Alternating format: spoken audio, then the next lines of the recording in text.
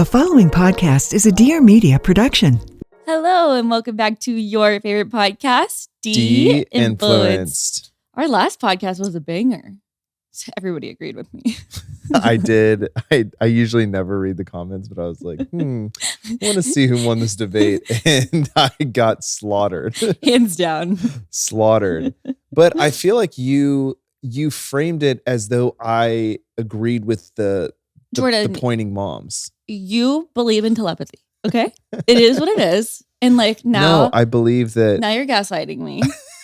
And you believe in telepathy when telepathy is not real. No, I don't. And then you tried to make it sound like I was jealous of people that had telepathy because I don't have the gift of speaking in tongues. And that was not true. That's hard. That's fair. I feel really constricted right now because I just like to go down these rabbit holes, and it got real on this one. And then you were like, you believe in telepathy. And I was like, I don't really know. I think what's hard for me is like, so the telepathy was, if that was like a standalone situation, I think I would have like more empathy, grace, you know? Sure. But it was like also the ayahuasca thing where like, you know, Jordan believes that people can be healed through ayahuasca as well, which... Whoa. No. I have someone in my life who struggles with addiction, and I had heard on the Aaron Rodgers documentary that his teammate was struggling with addiction, went down to Costa Rica, and then basically gave up his addiction, healed his marriage, all of that. So for a season... With another drug? Huh? With another drug? Yeah, no, for sure. So, but I was very open-minded to exploring, I want to know how this works for addiction. It's also similar to ibogaine, which is very different, babe. The plant-based one. Well, yeah, one is like an hallucinogen. Yeah, and then the other one, I don't think it is a hallucinogen. Ibogaine. Not ibogaine, babe. The other one, ayahuasca. Yeah, no, but ibogaine's not hallucinogen. Yeah. No, I'm saying one isn't one. They're different because one is and one isn't. Yeah. So I went down the rabbit hole of, if this person who struggles with addiction in my life, what if they did this? And I asked a lot of spiritual mentors, and we talked about it. And then I was like, I think that this opens you up to a lot of darkness. And then I shut the door. Yes. So I just don't want you to gaslight me. I'm very thoughtful about these things. You just didn't let me make it through the podcast. I prematurely talked to you about it. Now I'm going to form very solidified opinions. The podcast doesn't matter. I have to tell you something. I never listened to it either. You didn't listen to the whole thing? Mm-mm. Oh, I wonder if people are going to go and retract their comments. I didn't listen to it because I saw the experiments. Like I didn't. I know, but a lot of people said, hey, just keep listen to the podcast. No, because I already heard what I needed to hear. But okay, let's not talk about it, but can I just say one last thing? The only thing I'm bummed about with you not finishing the podcast is I thought you finished the podcast because the common ground I think we could have found is that nonverbal autistic children have I don't want to say it's not telepathy, but the spiritual side of what they experience with God, I think is far deeper and richer than someone who can communicate, really understands the world through all. How many senses do we have? 5? Yeah. 5 senses, etc. And so there, the concept of the hill and the concept of a lot of them talking about, how they talk about Jesus a lot. They talk about God. I think that stuff is real. I think that those testimonies are real. But yeah, sure. If the moms are pointing and subconsciously making them spell, okay, I'm good with that. Yeah. I don't know. I just feel like everybody can have a deep relationship with. No, truly. But we get distracted through our 5 senses. Honestly, it's like the scripture in the Bible that's money and fame is actually one of the most harmful things because it deters you from your exactly. faith. Yeah. That's what I mean. Yes, for sure. Okay. Yeah, I've even felt that way. Yeah, then we. Oh my God, we're are we on the same page? We're aligned. Are we aligned? You just went off on that one. My goodness. But I don't like when things contradict the Bible. It bothers me. Yeah, I know. People were like, yes, Dani, discernment, Dani, yes.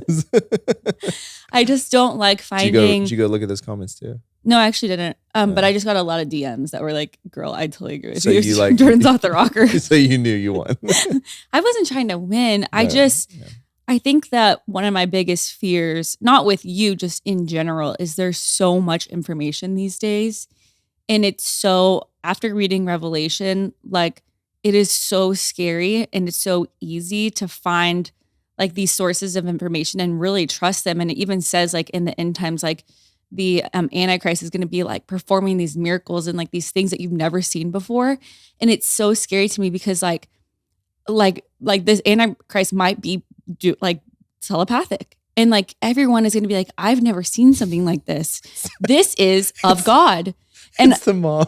It's the Antichrist is the mom from the telepathy days. No, but they're going to be doing it on like massive scales. Yes. And like, it's going to deceive and trick a lot of people because they're never going to have seen like miracles like that. And so I think after reading Revelation, I am so like, if it is not biblical, it is not of God. And I'm not saying it's demonic, although the Bible does say anything not of God is demonic. But demonic doesn't always have to be really scary. It can just be misleading or deceiving. Right. And so that's why I'm like going to teach my kids, like, if you are confused about something, whether it is, what you want to do with your life, who you love, whatever it is, just go back to the Bible. And like, sometimes I don't even know the answers. And like, we'll sit down and try to research those answers together and we can try to find, but like, let's not go ask ChatGPT or even like sometimes these like pastors online that have millions of followers, like, because sometimes their clips can even be like cut in a weird way that are also kind of deceiving. And so I'm just like, take it back to the basics. If you're confused, just go there and then you'll find your answer. So that's it for me. Yeah. Can I tell another story of where I took an L this week? Yeah. Just a big L. Okay. So there's a comedy show called Kill Tony. Oh my gosh, this was so bad. I've never been to it. I've never seen it, but Tony Hinchcliffe was one of the guys at the Tom Brady roast. And he was, he's really respected in the comedy community. And he does this thing that's kind of like Battle of the Bands, but for comedians. And I always see clips of it on TikTok. They typically perform in Austin at Joe Rogan's comedy club. And so months ago, I was like, oh, they're coming to Dallas. I'll buy tickets. I bought Theo Von tickets at the same time. I was on like, Good Friday. Yeah, I was like, it's good fun. Well, when I bought them, I didn't realize it was on Good Friday. So I buy 6 tickets and I'm like, oh, all my guy friends would love to go. So it gets closer and it's about a week out and I'm like, oh, I got to figure out if they want to go. And so I start texting people and they're all like, hey, it's Good Friday. I can't. Hey, I'm going to this service. And I was like, oh, okay. I'm going to LA for family. So I ended up with, 5 tickets because I was going to go, but I couldn't find anyone who could go with me. And so I first asked Dani and I was like, Dani, you love comedy. Like, let's go on a date night. And so she's like, yeah, I'm in. And so we go to a like charity dinner for this phenomenal organization called Men of Nehemiah. And last Tuesday, I believe. And we meet 4 other people there. And these at our table. Yeah, these 4 people are part of a comedy troupe who ironically are also now doing Divvy's TikTok lives. So it's a long story of how we got there. They're actually part of an improv group. Yeah, sorry. Comedy troupe, improv group. So I meet them for the first time, and this is very me. I'm like, hey, you guys are comedians. We have tickets to a comedy show. Would you guys want to come? And they're like, oh my gosh, yeah. Like we just met these people. We have some mutual friends, but like they know we're like the owners of Divvy. And I'm like, yeah, like let's totally, you guys should come. They're also very like good. They're all like believers. Yeah, they're good church people. Clean comedy, no cussing, no jokes about sex, like, Yeah. So, and I'm like, okay, yeah, maybe there'll be a few dirty jokes here and there. Like, I don't really know, but I'm sure it'll be fine. It'd be like Theo Von. And so Friday rolls around and Dani's like not excited about this. And I'm confused because Dani's like, I have this horrible feeling about what is about to happen. I'm like, Dani, it's at the Majestic in Dallas. Like, we'll get some popcorn, get some Diet Coke. Like, they're adults. They're like in their 30s. They're fine. Like, they can handle some dirty jokes. And you just had a discernment about it that was borderline hater. And I was like, I kind of like don't want you to go, and I'm going to go with my new friends. And but I was actually, just side note, I was happy that you invited like 5 or 4 strangers, because we were thinking about inviting like these couples that we know a little bit better, that we're trying to get close with. And I was like, I'd much rather you invite strangers. Totally. And like, we'll just see what happens. Yeah. So we invite these comedians, and guys, I kid you not, it was the worst show in terms of crassness and crudeness that I have ever experienced in my life. Like, think about the worst thing that think about the worst thought that has ever gone through your mind, Yes. and then times it by 10. And then It wasn't even that bad. And then multiply that by 45-minute sets. And so it was like the first comedian came out and it was like, ooh. And then the second comedian. He was okay. He was okay. And then the second comedian came out, and this guy just. Like, disgusting, degrading humor about women, about bodies, about sex. Like, and it didn't stop. Like, it was over and over and over. Like, every single one of his jokes was triple X rated. Yeah. And so, to be clear, of these 4 strangers that we invited, 3 of them were female, and the male was sitting next to me.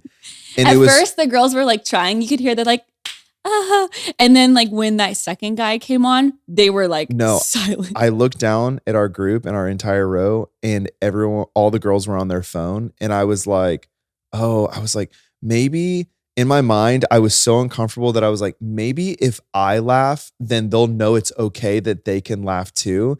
And so he just goes off on this banger of a joke. And it was just so horrible. Like, just evil. Like, it was such an evil joke. It's like disgusting. But I was like, and I laughed. And then I realized that no one was laughing with us. And then Dani like elbowed me and goes, "Do not laugh." And then I go, okay, we've got to get out of here. So now there was one point with this guy on set where I literally just put my hands down into my, like this, and I just stayed there for like 5 minutes. I just was like this, because I felt it was so awkward. We barely knew these people. They showed up. It's like a busy Friday night. It's a lot to park. And I'm like, we can't just like get up and leave. Also, it was one of those shows where if you get up and leave, the comedian on stage would be like, "Bye, Susan," or "Bye, Karen," you know, and like call you out. So you kind of feel like you're like landlocked there. And so there was this one point where they were like joking, and we were all kind of like, like uncomfortable because we don't know each other. So they're like, dude, is this the real Dani Austin? Does Dani Austin really think that this is funny? Like, who is this person that I thought that I knew that is like, and I'm like, and in my mind, I'm like, Dani's going to kill me. Like, I'm not going to make it home tonight because she's going to be like, you mortified me. You mortified our family. No. So I'm thinking about like, okay, how do I get out of here? And the problem is that we are 45 minutes in to a 3-hour show. And I'm like, we can't risk it. We're so uncomfortable. And so Dani goes to the bathroom, and I'm like, this is my shot. And so Dani goes to the bathroom, and I go, hey guys, listen, Dani really wanted to come to this show. I was like, Dani really wanted to come to this show. I'm appalled by her. I think we should get out of here. Do you guys just want to come over to our house? No, I didn't say that. But I did say we should get out of here. And everyone was like, yeah. And then they came over. And we reconciled things later. But we had to have this really awkward moment where we were like, hey guys, listen, we know that we invited you to this, but we didn't think that was funny. And they were like, okay, like we didn't think it was funny either. And we all had to kind of like, level set, like, okay, we're starting fresh, and then it was fine. We actually had a lot of fun. They came over and we ordered pizza and hung out and talked about clean comedy. And they were great. But I'm telling you this, do not go to a Kill Tony show. Like, I don't care if you think you're cool with the jokes. There was a guy in our group who had a double header. Like, he had bought tickets to the 10 o'clock show, and he was going with another friend who wasn't with us. He literally said, hey, I will not go back to that, and I'm going to lose my $300. Like, it was that bad. You guys, I'm so excited to tell you about this next brand. Y'all know I'm always on the look for new snacks and drinks that the kids and I can enjoy. Well, Simply Pop is our new go-to prebiotic soda. Simply Pop is for the fruit juice lovers with 6 grams of prebiotics to support gut health, zinc and vitamin C to support immune health, and no added sugar. It makes this drinkable treat an automatic favorite in our house. I personally love their citrus punch flavor. Simply Pop is a soda that I can feel good about my family drinking. It's refreshing, naturally flavored with juice, and non-GMO, which is a huge win in my book. Plus, it's the perfect poolside beverage. Our fridge will be stocked with all their fruity flavors because we can't get enough. For flavor that pops, D-Influence chooses Simply Pop. Go to cokeurl.com, that's COKE url.com/simplypop to find out where you can try it. With 3 kids, we are so excited to be using the Nanit for our baby monitor. You all know we have a full house with a 4-year-old, 3-year-old, and a newborn, so it is extra important that we have a baby monitor we can trust. My busy parents know it's so hard to leave your babies for work, but with Nanit, I can keep an eye on things at home and check right in from their app when I'm on the go. It truly gives us so much peace of mind, especially since having Summit and going from 2 to 3 babies in our house. The Nanit baby monitor has won over 25 awards in 2024 alone, including from the New York Times, Wirecutter, Parents Magazine, and The Skim. But Nanit isn't just a high-definition camera, it also monitors your baby's sleeping and breathing patterns. Plus, it helps you not miss any of the baby milestones. With all these tools, Nanit makes more sleep for your baby and you possible. Nanit parents tend to get an extra 36 nights of sleep per year, and Nanit babies sleep 10% longer. Of course, we have one for Baby Summit, but we've also been using the Nanit for Stella and Stratton, and it's just as effective for the toddler stage. This product seriously changed the parenting game. The Nanit baby monitor is the MVP of baby gear. It's the one baby item we can't live without. And of course, we have a special offer for our listeners. Get 20% off your first order with code BABY20. That's BABY20 at nanit.com now. NANIT.com. Yeah. It's so sad. It's just like we were talking about how it's just kind of cheap humor. It's not creative. It's not like, it's just gross. They call it in comedy, we learned this, they call it going blue. Mm-hmm. And what that means is it's like when you're going blue, you're just basically reaching out into like the bottom of the barrel of your like crass jokes. And you know it's going to get laughs, but it's cheap laughs. That's why like John Mulaney and Theo Vaughn and Mike Birbiglia and all these people Nate are Bargatze. Nate Bargatze. Good. They're so talented because they found a clever way to do comedy that doesn't just scrape from the bottom of the barrel. Yeah. But it is crazy. Like, so this group, they're in an improv. It's improv. So they have to be very quick on their feet. And they were saying the hardest form of comedy though is stand-up. Like stand-up is even more challenging than improv. I would think improv is more challenging because you have why were they saying that? Because like you have to time everything just right. Like even the spacing between laughs and the transitions. And like if it's not working and you're not getting laughs, it's all on you. But improv, you have a group. So you can like bounce off of each other. And if someone's not funny, then you kind of bounce and like someone can come in and save you. But like when it's stand up, you're a loner. I could see that. But like to me, I'm like, isn't it rehearsed? So it's like, yeah, true. You kind of it's an art. The hardest form of comedy is like probably what Matt Rife does, where it's like kind of a little bit of improv mixed with stand up. Oh, crowd work. That's what they were saying that's the all time most challenging type of comedy because it's like improv stand up mixed together. Isn't it like so much of stand-up too is creating your character? Like if you go back to Theo Vaughn, like he wasn't always this kind of like backwoods redneck type of character. And Nate Bargatze like has like so like just honed in on his character. And his audience. And like it's all about like being a dad and being a husband and cleaning the house or like his wife having him clean the house, stuff like that. Or like Jim Gaffigan, he's really good at honing in his like goofy character. Mm-hmm. Yeah, you have to find like exactly like your little spot and like stick to it. But yeah. It's kind of like a lot of people are probably like, yeah, I could totally do that. I could be funny, you know? Like just like they're like, oh, I could be a content creator. Yeah, I feel like I could do it. Do you think you could? I was going to say. I think I could do stand up, but not crowd work or improv. Oh man. I think Jordan could do crowd work, and I think I Wow, could that's do so stand sweet. up. Thank you. Because I'm not quick enough, but I feel like I can put on a show. I think you could, because there's like this famous book that all the comedians read. I don't know what it is, but it's all about like finding your character, and it's like basically creating your super ego. So this kind of like alternate identity. Yeah. And then having that come out on stage. Mine would be like a wannabe trad wife. That would be like my character. Oh, you've thought about this. Yeah. You've really thought about this. Yeah.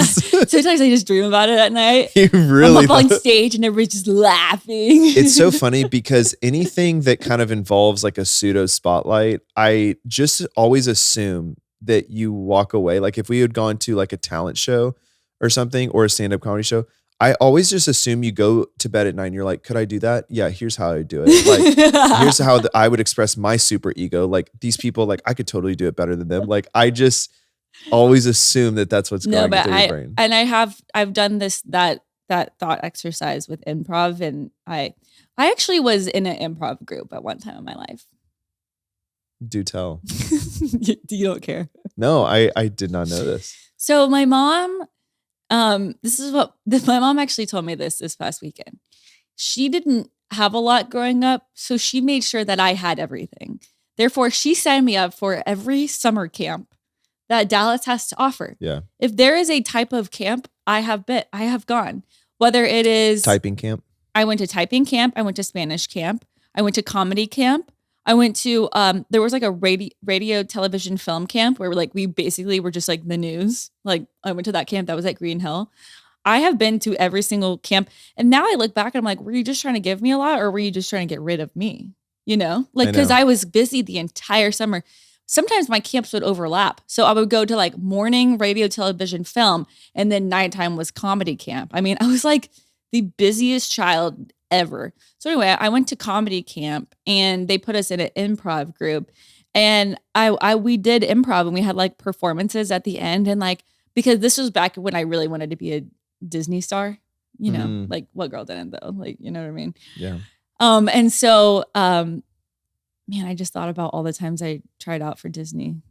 That's another story. How many rejections did you get? Every time I tried. How many times? Probably 4. That's a lot of grit. Yeah, I would stand in line at movie theaters. They would do these casting calls at movie theaters, and you would stand in line for hours, 3 or 4 hours, tons of kids to get up there and just totally bomb. But here's the thing: I think you had to pay to try it out, so that definitely wasn't legit. But anyway, so yeah, I did improv, and I remember now I look back and I'm like, man, I think the camp counselors were just like paid to laugh. But I remember when I did it, I was like, I'm so funny. Yeah, babe, you are funny though. No, it's okay. I don't need to be funny. No, Dani, you are funny. Thank you, babe. You know where you're the funniest though? In your memes. You see? Dani has a really good meme game. Like she could hang with any dude's group text all day, every day. I mean, they're very well selected. They're well crafted, and they really come out of left field. Like, well, you can't. You expect like Dani to send like a heart, and she'll send like a Talladega Nights meme or something like that, and you're just like, whoa. I'm like, gotcha. Yeah, I do like I love the memes. Yeah, I think in meme. I speak meme. Yeah, and that's like what every guy's group text is really not words. It's just memes back and forth. Yeah, see, and I'm the only girl in our group that sends memes. I know. So I'm kind of. Were you kind of like a guy's girl? I was more of I am such a girl's girl, like now that I'm older. But when I was little, I was. Like when I was like in elementary, middle school. Okay. All my friends were guys. Because I would like play basketball. What about college? No. Really?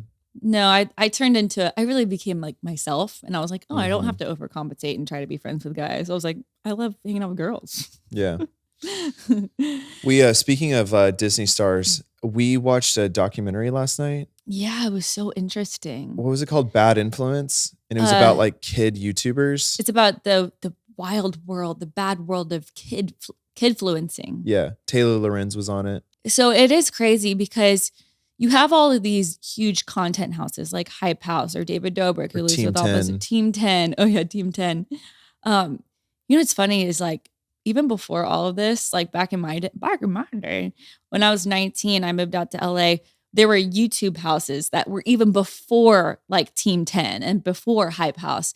So these content houses have been around for a long time. I think back then the YouTubers didn't know to call it something and like brand it. Right. But we all were always trying to like collaborate and just like move into these content houses. And that's how everyone would afford these mansions in Los Angeles, is because you would split the rent with like 5 kids, you know?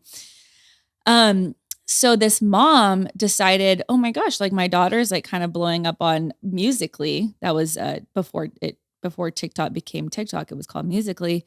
She was like, I'm gonna start a content house for my daughter, but the difference is, instead of being 17, 18 years old, these kids are 9, 10, 11 years old. And so they started this content group called The Squad. And this mom was managing everyone, and she was getting like, I guess 10, 15% of all of their deals. Tiffany. Her name was Tiffany Raquel. And then she had hired this videographer named Hunter, I believe. And Hunter was actually like an 18-year-old, 19-year-old videographer who was like secretly her boyfriend. And this mom is like, I mean, probably almost in her 40s. And so they're managing like this group of super successful, getting like millions and millions of views and subscribers.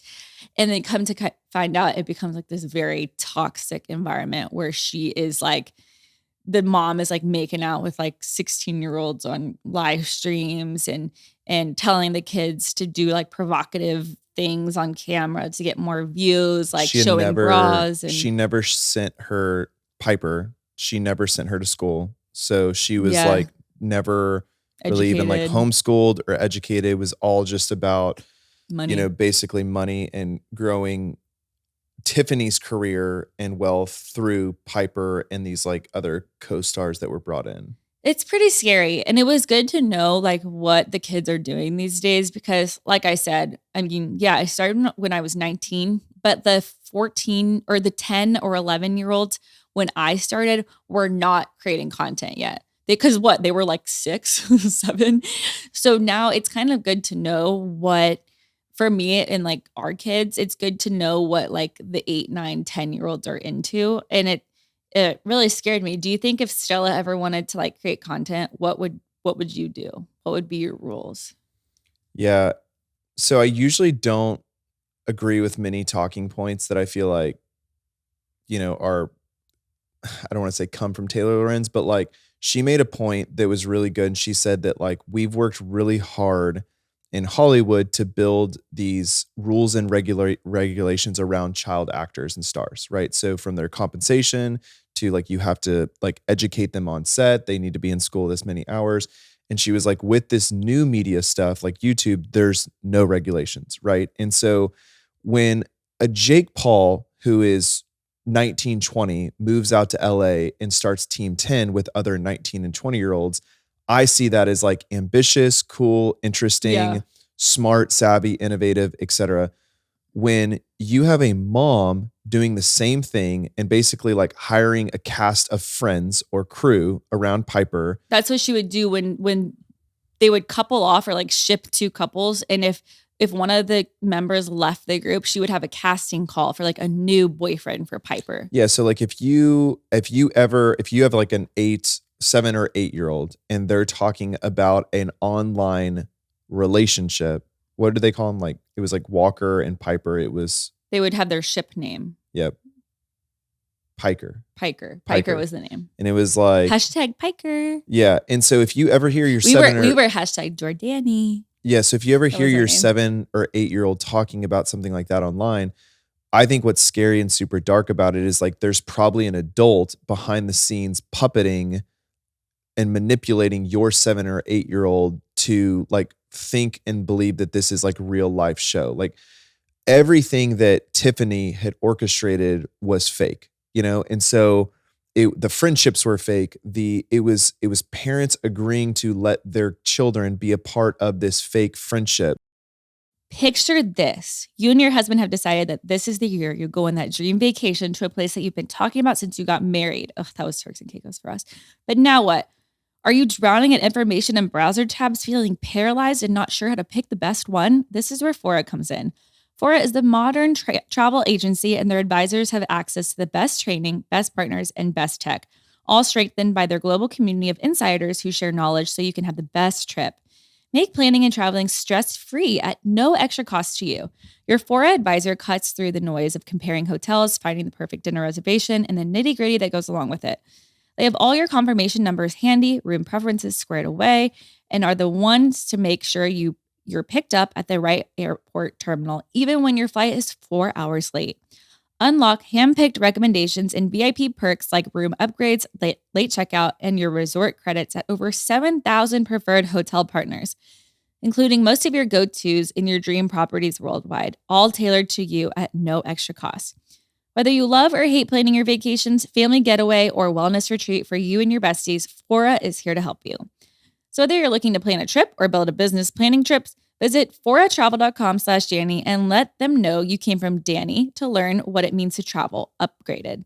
That's FORA travel.com/Dani and let them know you came from Dani, because great travel doesn't just happen, it's planned. This episode of De-Influence is brought to you by Huggies Little Snugglers. Huggies is the only leading brand with all-around blowout protection for sizes 1 and 2. All my parents out there know that there is nothing worse than a blowout. Ugh, it's so true. If you saw tornado stories this weekend, you know that blowout diaper changes are nothing new over here. And this is where Huggies comes in. They're a brand that you can trust to handle any baby blowout. You shouldn't have to live your life worrying about how you'll deal with the next inevitable blowout. Ease your blowout anxiety by switching to Huggies Little Snugglers. Huggies Little Snugglers are up to 100% leak-proof with blowout protection in the front and the back on sizes 1 and 2, so you can feel confident relying on them for your little ones. Plus, Huggies knows baby skin is super sensitive and prioritizes your baby's skin health, aiming to keep them clean and safe. Huggies Little Snugglers, now with blowout protection in every direction. Oh, that is so good. Sizes 1 and 2. Huggies. We got you, baby. But it was kind of like the new Disney show. Like it was like the new form of acting. But yeah, it was. It is. So these kids that they would cast were a lot of them were pulled from, like, they were doing commercials, they were doing TV shows, they were doing, like, the new boyfriend for Piper. He came from like another TV show. And that's how Jake Paul got on Disney, was he came from YouTube, and then he got onto like a more traditional form of media. But okay, so I kind of want to like talk about this because I feel like the medium is so different. Like, great example of this, like Wicked was on in our home last night, and you were able to say, Stella was not watching Wicked, it was just on, and you were able to say, Stella, that's not real, that's a show. It's fake. It's fake. But when these kids are watching Piper and they're doing pranks and they're like doing real life things, it's so much harder for a parent to be like, hey, this isn't real, because it's literally the whole point of the medium is to make people believe that it's real. No, 100%. I totally agree with that. And so I think that that's why it's a lot more dangerous that there's these moms and parents letting this medium happen, because these things are getting millions upon millions of views. So then theoretically, if Stella is 7 or 8 years old and she's not doing a soy sauce challenge or a slime challenge or an ice cold plunge challenge or something like that, she actually thinks, oh, I'm not having fun. You know, it's like, it's such a weird depiction of life. It's so hard though, because like I remember being 8, 9 years old and getting that big chunky video camera out, and my friend Wesley and I would make up these dances and do these like, or my friend Kaylee Gaines, we would put on these like fake shows and we would film it, and we would like, and of course we didn't have YouTube to upload it to at the time, but we would just make all these home videos and like act, and like it's just like what every little girl like wants to be doing. Okay, but like, okay, so where does it go wrong? So a lot of these kids in the documentary are now what, 17, 18? Yes. And at the time they were 10, 11. So fast forward 4 or 5 years, and what is so crazy is all of them talked about where things really went awry is when they really started feeling the pressure of views, of monetization, of all the things that made you blow up your life. Yeah. It's so crazy. These 17, 18-year-old kids, the way that they talk about how they felt and the hamster wheel they were on, you could have put Danny Austin at 32 on that show, and she would have said the exact same things. And what was so kind of PTSD for me about watching the show was it showed that there's this kind of cyclical pattern with creators. If you climb to the top, like I would say you did, there's this climb that you have to do, and there's bits and pieces of your soul that you kind of have to give up along the way, and you have to keep pushing through. Like there was this one line that Piper said, and she was like, I really just like want to be home, and I just want to be like normal, right? She was like, I want to move back to I'm like, Georgia. Same, Piper, same. No, truly though. And it's like, I think there's more data coming out where 32-year-old Dani can blow up her life in the same way that these 17, 18-year-old kids are wanting to blow up their lives. No, they're too. like, when I was 12, it was the worst year of my life. That's what they said. Yeah, it was the worst year of their lives. And it's just, it's so hard because I don't know. I totally agree and get what you're saying. It's like creating the video and doing these fun trick shots. That's not where it goes wrong. It's when you start posting it and then you feel the pressure that you have to post another one and another one. And I think the difference between maybe like, and I don't know because I've never worked on Disney or worked on the set of a show, but it's a little bit more structured where you do show up to work and you go maybe on Tuesdays, you go film from 9 to 5, like, you know, and then you hand the footage off to somebody else and they're in control. But when you're doing it on your own, you have to keep going. You just feel the pressure that you have to keep posting, you have to keep creating. And then it takes, no matter what, no matter what it is that you do, when you start feeling pressure to do more of it, it becomes a job, no matter what it is, whether it's you're True. a professional athlete, you're a golfer, or you're a YouTuber. What's fun about hobbies is that you don't have to do them. You get to do them. And so I think that's probably where it goes wrong. So maybe the answer is yes, Stella, you can film videos and you can make all this fun content, but until you're 16 years old, it doesn't go anywhere. Like you just keep it, or you put it on a channel and it's private for just your friends that follow you. You know, you have like 20 friends or something like that. Yeah. And then it's like something that you just do for fun, but you're not reading the comments and being like bombarded with like this pressure that you have to keep going and going. And I could see why it would be hard on the parents too, because like if your daughter, like it's fun for a little bit. It's fun while it's fun, you know, and as you're growing and you're like spiking, but everybody plateaus. Nobody can stay relevant like that long without turning it into a job, you know? Or again, giving up a part of their soul that they might never get back. No, 100%, especially when they're kids. And so even Mr. Beast, like we talked about this on another episode, he's like struggling with the exact same thing. He's like, I keep having to one up myself. And he's like, I'm dying inside because of it. And it's so dangerous to do that to like a child that's developing, you know, that's not even, their frontal lobes aren't even like fully developed. I mean, it was dangerous for me at 19. So dangerous at any age. So like, what's the answer? Like if hypothetically, like if Stella was 16 and she's like, hey, I want to do this. You can't hold them back when they're 16. Well, no, I'm not. But let's just say she was taking our advice. Like, is the hamster wheel you're going to get on and the burnout that you're going to get on, is it inevitable? Like, if you're going to be a YouTuber, is like this whole... I just think it's different when you're a child. Like, I think if you're 16, 17, 18, and that might be a learning experience. I think when you're 12, 10, 11, it's detrimental to like your development.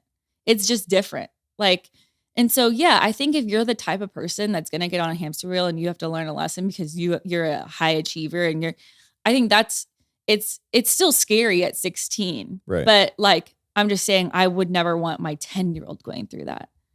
They're children. Okay, so let's not make it personal to children. I guess like you were 19 when you got on the hamster wheel. Well, I was already on a hamster wheel when I was 10 years old. Did I tell you about all the summer camps I went to?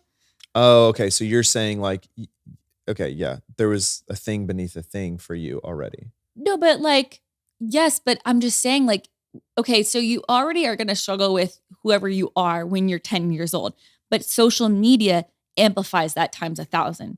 That would take, if I was the type of person that I was, and then you added social media to it when I was 10, I think it would have destroyed my life. That's what I'm saying. I think it would have just been like depression at a younger age, anxiety at a younger age, like so many more detrimental, and because I was already wired that way. Like I'm wired the same way that Piper was probably wired. You know what I mean? Yes. I guess I hear you. I guess what I'm trying to get at is like, you're saying like, you can't do that to a kid. And what I'm trying to ask is like a more broad question of like, can you do social media like in a healthy way? When you're 10? No, not take children out of it. Cause you were older and you still felt like you still had to blow up your life just like these 12, now 17-year-old kids had to. Right. So like, yeah, you can do it. I'm doing it a healthy way for sure. Yeah. But you have to be old enough to have the wisdom to know how to do it. Yeah. And the wisdom to know how to do it is like, don't fall to the trap of feeling like you have to one up yourself. That's the most lethal trap of it. Yeah. Or actually believing the feedback that you get. Like your self-worth comes from what people are saying. Hey, if a 32-year-old or a 30-year-old struggles with it, a 12-year-old is going to struggle with it too. Yeah. That's what I'm saying is like, man, just this whole creator space is big yikes. It's hard. No, I think it's a blessing. Like if you can figure it out and do it the right way. Yeah. And I think it's so fun. And like, I love it, but it's just, you gotta be careful with it. They get a lot of hate, but does it make you kind of respect like what the Paul brothers have done? Like from a career standpoint, not them as people, but like from a career standpoint. I've always respected them. Because if you look at it, they started on Vine, they got on the grind, then they did the Piper thing, Team 10. They did Disney. And then they ultimately now are investors. They're investors. They're less dependent on social media, but they've really parlayed their start on social media into more traditional forms of entertainment. Yep. Absolutely. 100%. Those two are little geniuses. And I met Logan before, and he was so small. He was a little YouTuber at the time. And he found out, I think at that time I had like 120,000 subscribers. And that kid just milked me for every little information. He did that to everybody. I met him at Disney World, and he would like go up to everyone in our group and be like, what do you do? How'd you grow your channel? He was just using everybody to get every little piece of information and apply it to his channel. He was so smart and driven and was networking with everyone. He wanted it so bad. He worked so hard. And all of those YouTubers that I hung out with when I was 19, a lot of them were probably 16, 17, 18 at the time. They called them beauty gurus. Those girls had the most insane work ethic. They were like the Michael Jordans of YouTube. One of the ones that always sticks out to me was Alicia Marie. That girl worked so hard, and they would go and have fun at these events. And then at 6:00, they're leaving because they got to edit, and they're going to go post their video and work on their video and then do it all over again. And they're 16 years old. It's crazy. And they're all deciding, hey, I'm not going to go to college because I'm killing it on YouTube. And I always just respected the heck out of them, because here's the thing, their videos are crazy, but then they got to go sit down for 3 or 4 hours and grind and post, and they're strategic, and they're learning how to tag things and make thumbnails. And this is before you could hire editors and hire people to create content for you. They were learning every single element. Janine was like that too. She knew anytime I bought a camera or a lens or learned how to film in a new way, or new, what do you call it when you have to run with a stabilizer? Janine knew all the equipment, and we would all watch YouTube videos about how to edit in new ways and learn new editing software. And these kids are geniuses. It's pretty cool. Yeah, they're hustlers. They're hustlers, sure. And I love it. That's the part of it that I love, is that I don't know, you can be creative and strategic and all in one. But I do want to switch gears a little bit.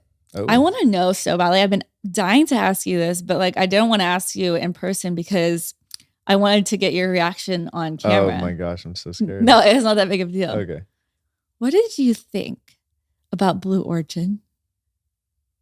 Oh, the spaceship? Yeah. Katy Perry. Can I tell you what I really think is going on behind the scenes? Please. No, it's not like a conspiracy. Wait, before I guess I should read the little spiel about it so everybody knows, because I'm sure everybody heard about it, but this is something that makes you go, Blue Origin space tourism rocket successful launch, but poorly received by the public. That's what the topic is called. Blue Origin launched its NS-31 flight on April 14th, 2025 from Launch Site 1 in West Texas, carrying an all-female crew. The flight, which lasted 11 minutes, took the crew to the edge of space, reaching an altitude of 62 miles. The flight featured 6 passengers: Aisha Bowe, Amanda Nugent, Gail King, Katy Perry, Carrion Flynn, and Lauren Sanchez.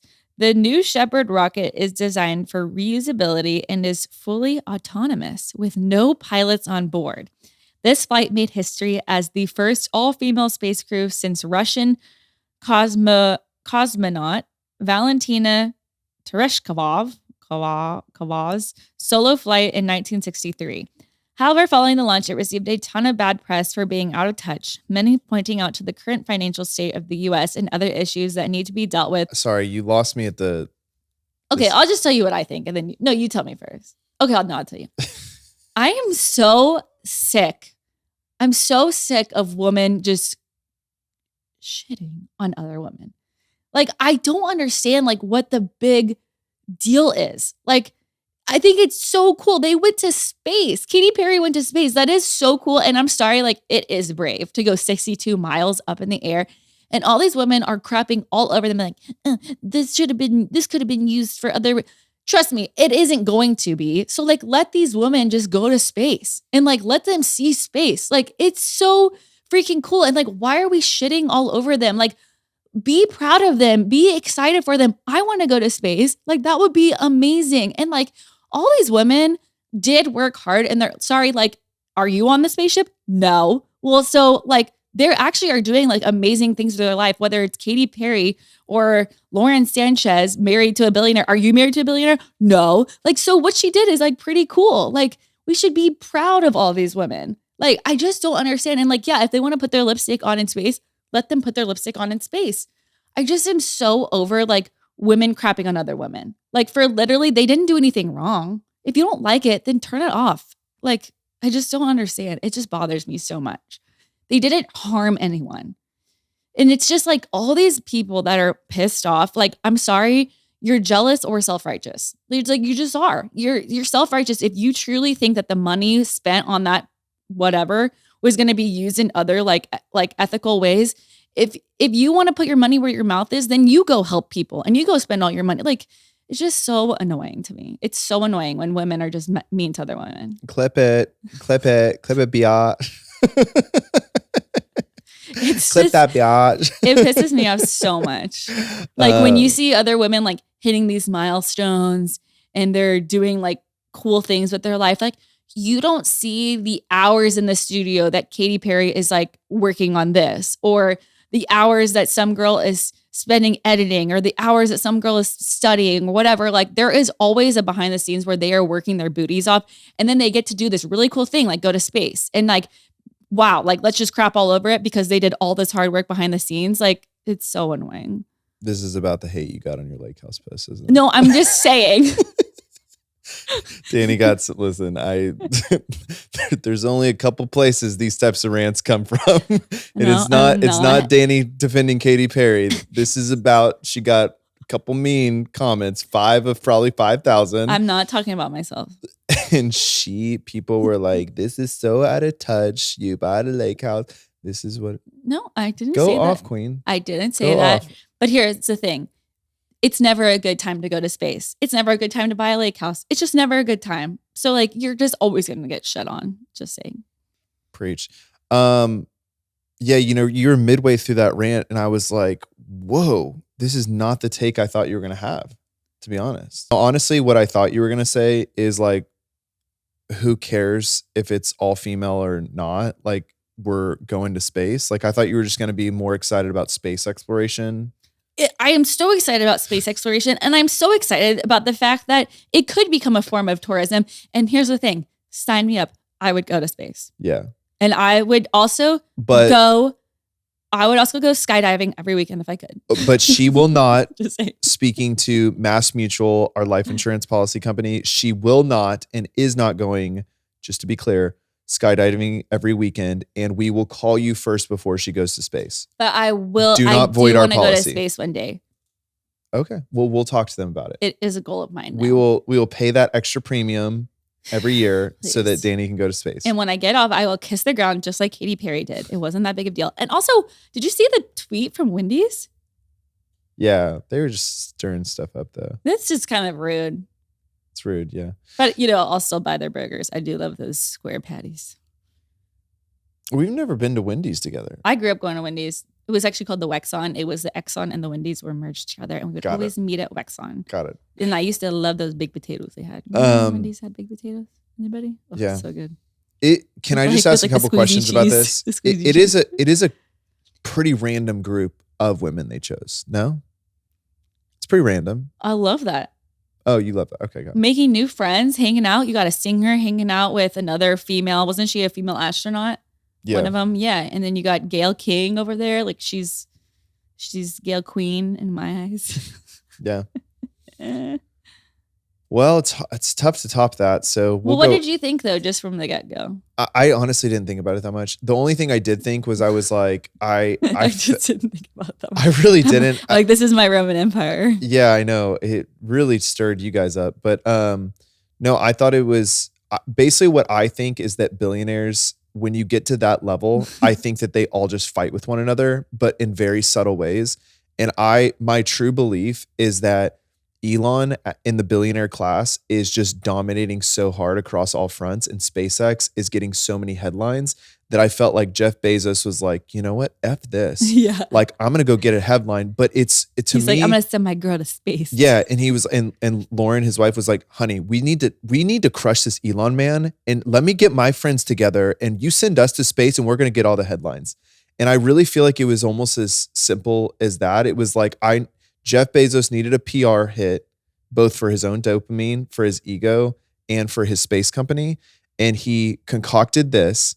And I genuinely believe that it's a fascinating take on different like communication styles. Like Elon is very like communicating with the people through X. He gets the internet, he gets memes, like he gets how to like really communicate in this like internet age. And to me, what Blue Origin did was such a like classic PR kind of 3 years too late, like headline story that I think he just was like a little bit out of touch with how he did it. So wait, so is Blue Origin going to like take other people up into space if you pay? It's kind of like the submarine thing. No, Dani, but like Jeff Bezos, this is what's so fascinating. People just sleep on this. Well, because we got 2 billionaires going to space. The founder of Amazon, which we buy all of our crap from, and like the founder of Tesla and SpaceX and X and PayPal. We've got 2 billionaires racing to space, multi-billion-dollar ventures, and you cannot think that they're just sitting there playing nice with one another. Like when you get to that level, it's like you mommy bloggers. Y'all are competitive as ish with one another. And like, it's like, oh, she got that code that bad. Like, and like, you cannot believe that these two I hate when a girl gets a code over me. These 2 alpha males are not sitting here being like, I am just dead inside with how many headlines that SpaceX is getting.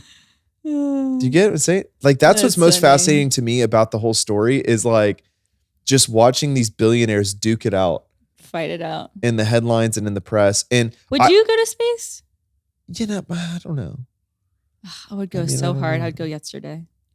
I know. You love that rush. I do. I usually get to feel something. Yeah. Her dopamine receptors were pretty crushed by the YouTube algorithm. At 19 years old, this is what happened to you. Yeah. You'll start skydiving every weekend. Yeah. Her dopamine receptors were fried at 20. She's been chasing high ever since. So true. So true. Yeah. So, I mean. That's interesting. Let's all just like chill. Get along. Yeah. Do you agree with me though? Like, could you see it?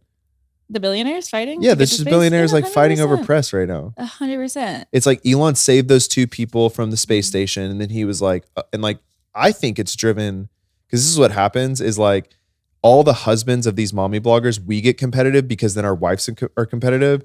I do feel like, and Lauren Science says was like, this cannot happen, honey. You are Jeff Bezos. You are gonna win. Like Blue Origin can kick SpaceX's butt. Like, let me get my friends and let's go to space. Next thing, we're gonna have Mark Zuckerberg up in space. Yeah, he's struggling. He's got his chains on and he looks pretty good. You know that was a strategy? Yeah. There was like leaked text that there was leaked text between him and his board member that he said that I want to say he wanted to rebrand. He wanted to rebrand to communicate with millennials well, and that's why he got into like Gen Z, I thought. No, millennials. At the time, he was like, this was years ago. He was like, I'm seeing a shift in communication. I love his rebrand.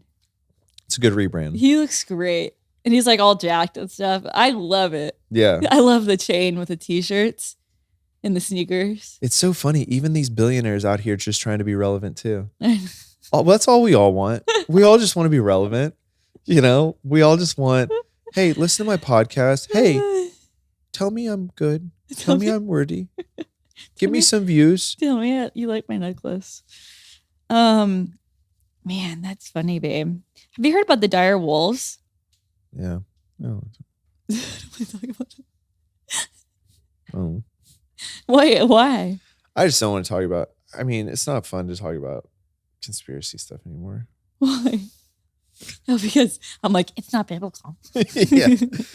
Yeah, I don't want you to like lecture me for an hour and a half about how reproducing genes is not biblical. It's like, I know, Dani, but there's dire wolves. Like, can we just have fun with it? No, I won't say anything. Tell us about the dire wolves. I actually don't know enough about it. I know that what I do know is that, why don't you read the thing first? Okay. So this is Jordan's conspiracy hour. Stop. No. It's fine, babe. It's fine. Just no, you guys, and I read the comments. I read the comments in the last Spotify episode. I'm done. I didn't even read them. I'm done sharing cool things with you guys. I'm done talking about fringe topics. Like, let's play this straight lace. Infinite fringe. Let's talk about the weather. Stop. You're being like a little hormonal.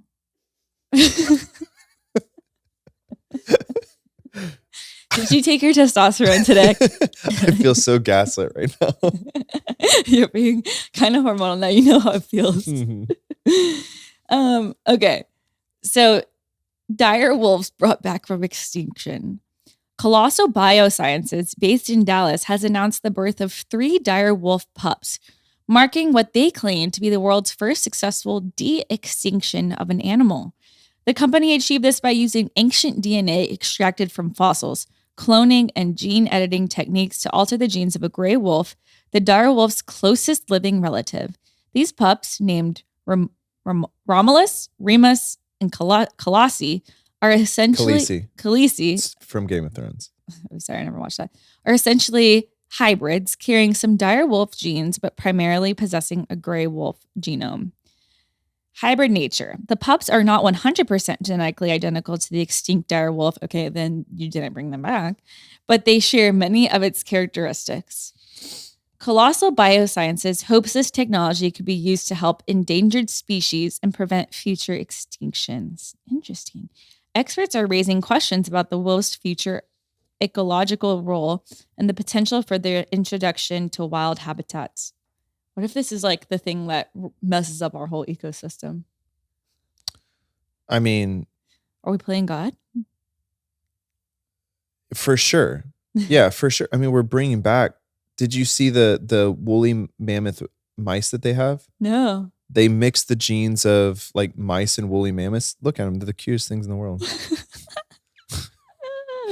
So I'll tell a story while you're looking that up.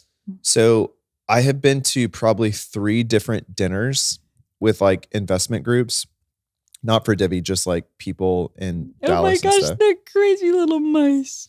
And I have asked 3 different groups, who is the most interesting entrepreneur that you've ever invested in? And 3 different groups have said Ben Lamb, the guy who founded Colossal Biosciences. Really? He's Dallas based, you know? Oh, yeah. You have talked about this before. Yeah. And I didn't understand it at the time because they were like, yeah, Ben Lamb is the most interesting person I've ever met, most interesting person I've ever talked to. And I would say, why? And he was like, well, he's trying to bring back the woolly mammoth. And I go, yeah. Why? And then They're like, why we could be sending women to space. Well, no, I asked why, and I go, how are you going to make money from that? And he did a long episode on how they're going to make money, but I still don't. Maybe they'll just have like a show, like a show where we can go see everything. That's so interesting. Well, do you think we should still do it? Should we still? Also, what's a dire wolf? I think it's like I don't know what age it's from, but it's like a very, very old giant wolf. Let's see. I gotta look up. They were giant. Oh, this is like, okay. This is giving vampire. No, Twilight. This is giving Twilight. This is giving Jacob. Yeah, Jacob was a dire wolf. Was he? No, I don't know. I have no idea. He looks like one. Wow, that's cool. Okay. Are we just going to gloss over that the Pope died? I don't know if we should talk about it. We can talk about it. Yeah. Do you have a lot of thoughts? Pope No, Francis? I just feel like it's insensitive to not acknowledge that the Pope died. Yeah, he was 88. Yeah. Yeah. What would you like to say about that? Well, I just watched that Conclave movie. Okay. It was the process of voting in a new pope was really well documented through this Conclave movie. Okay. And it's very, very fascinating, the ceremony that they go through to vote in a new pope. Everyone should watch this movie. It is so, so good. I don't think it won any Oscars. Yeah, so they bring in all the high-ranking priests or bishops, don't know the terminology, and everyone has to vote. And doesn't it have to be a unanimous vote on who the new pope is? Yeah. And they will vote for weeks and weeks and weeks until it is a unanimous vote on who is a new pope. But this Conclave movie does a really good job of kind of feeling out the politics and the power struggle that go along with it. And they do a really good job of not like demonizing the Catholic Church, but also kind of just like drawing out the human nature of like wanting to be this most powerful position in the land. Just watch the movie. In the land. So great. So Pope, I saw JP's post on Pope Francis and how he like modernized the Catholic Church. Yeah, isn't that what he's known for? More welcoming, more inclusive. He like less judgmental, because in the past were the popes pretty like traditional. He was less judgmental of new ideas, like letting divorcees like into the church, being more welcoming, more loving, less strict. Yeah. Well, that's how Jesus was, so that's good. Mm-hmm. R.I.P. Pope Francis.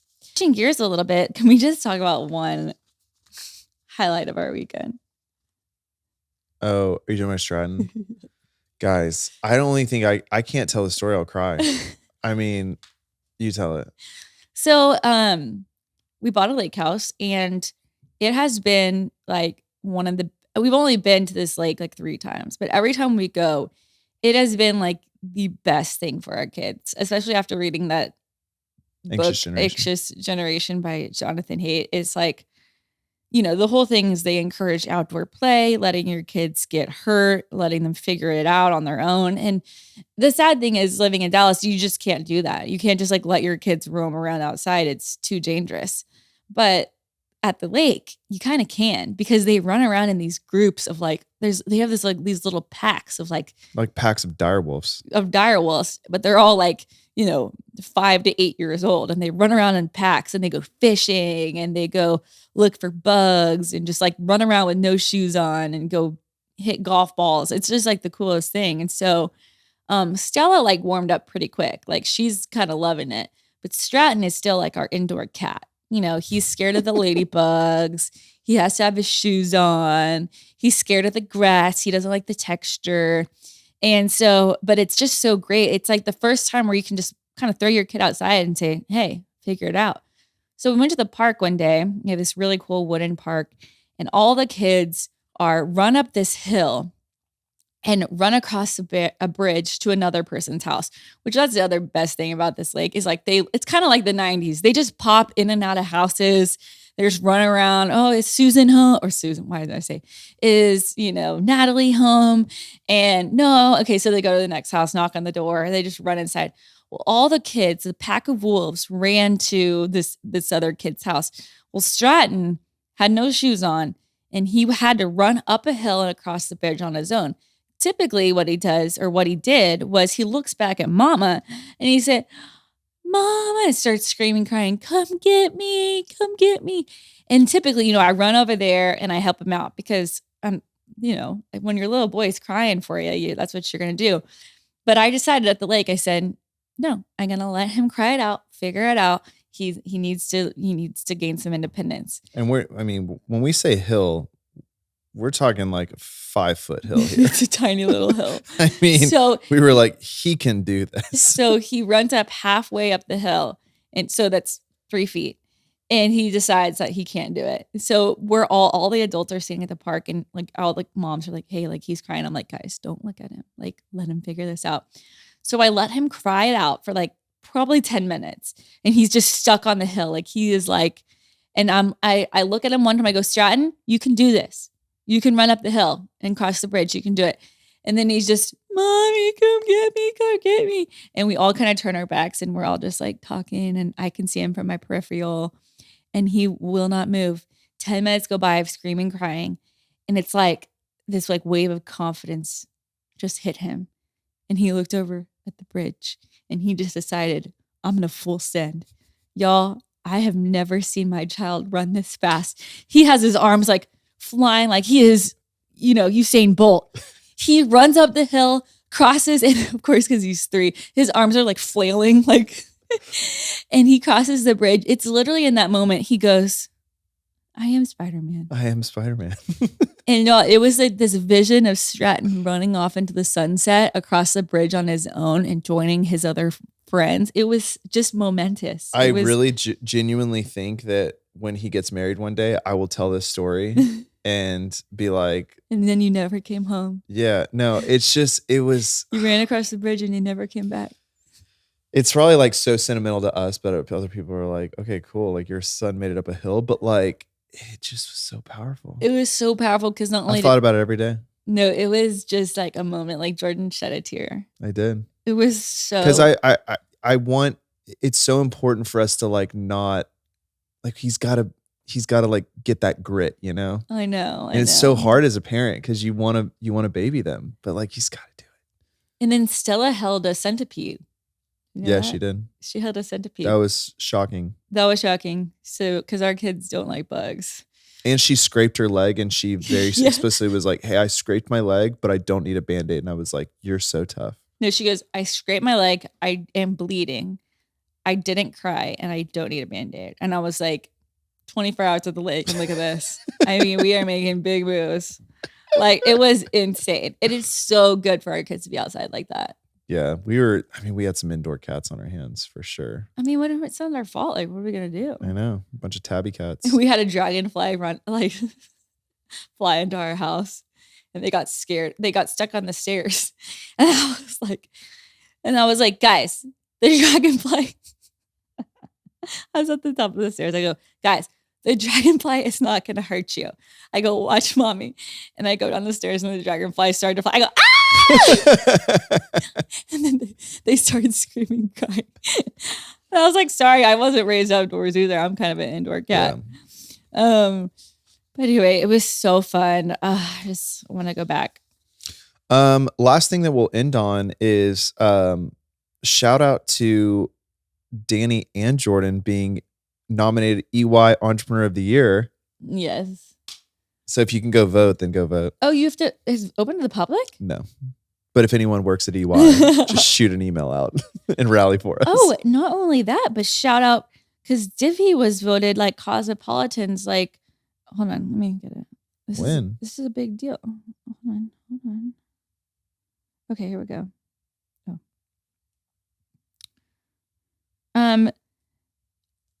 Divi has been officially nominated for the Cosmopolitan Reader's Choice Beauty Award, and the voting link is in. So we'll post the link, and you guys can vote for that. That's kind of a big deal. Is Cosmopolitan big? Yes, Cosmo. Anyway. Fuego.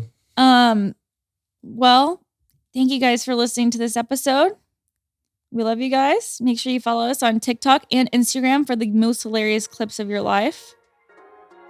And we'll see you guys later. Bye.